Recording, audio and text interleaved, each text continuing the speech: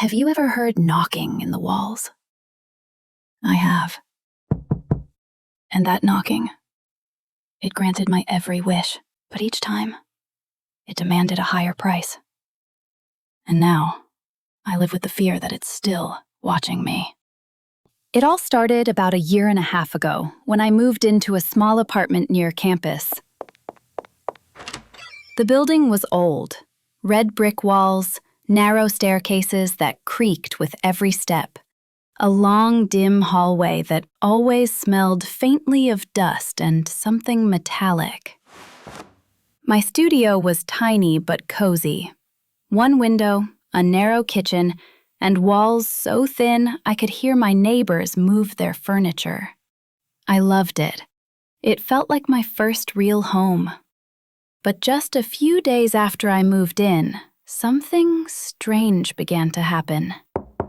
Every night, around 2 a.m., I would hear 3 clear knocks on the wall. Always the same rhythm, always at the same time. At first, I laughed it off. Old building, probably pipes or heating. But when it happened night after night, always at 2 a.m., I couldn't ignore it anymore. One night, half joking, I decided to talk back. I had a major exam the next day, so I whispered into the darkness, "If you're real, help me ace that exam." And then I heard it. A voice. Not out loud, but inside my head.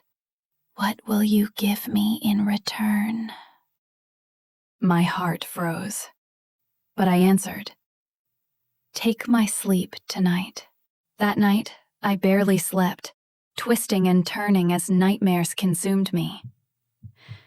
But the next morning, I aced the exam with ease. And for the first time, I felt something dangerous. Power. I started experimenting. There was a guy in my class, Josh. I liked him, but I was too shy to even start a conversation. One night, I whispered, "I want Josh to ask me out." The voice replied, "Deal, but you'll lose your voice for 3 days." I agreed. The next evening, Josh walked up to me after class and asked if I wanted to grab coffee.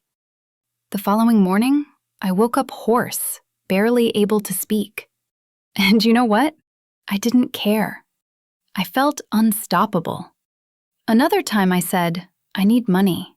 Just a little." "Deal, but you'll lose something you love." A few days later, I won $100 from a lottery ticket I bought at a convenience store near campus. But when I came home, my favorite bracelet, a gift from my mom, was snapped in half. Once, I asked for help finishing a term paper I was struggling with. "Done, but you'll lose a friend." A week later, my best friend Sarah and I had a huge fight. We didn't speak for months. At first, I didn't mind the trade-offs. I was getting everything I wanted. It felt like I had control over my life for the first time. But slowly, the prices grew higher. And worse, I was no longer the one deciding what to give.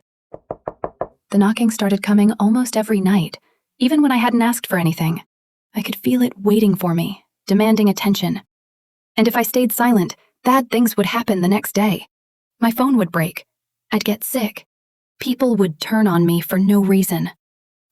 I was hooked, and I hated it. One night, Sarah stayed over. The next morning, she woke up, pale and shaking.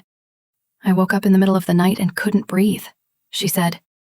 "It felt like something heavy was pressing down on my chest, and when I opened my eyes, I saw something.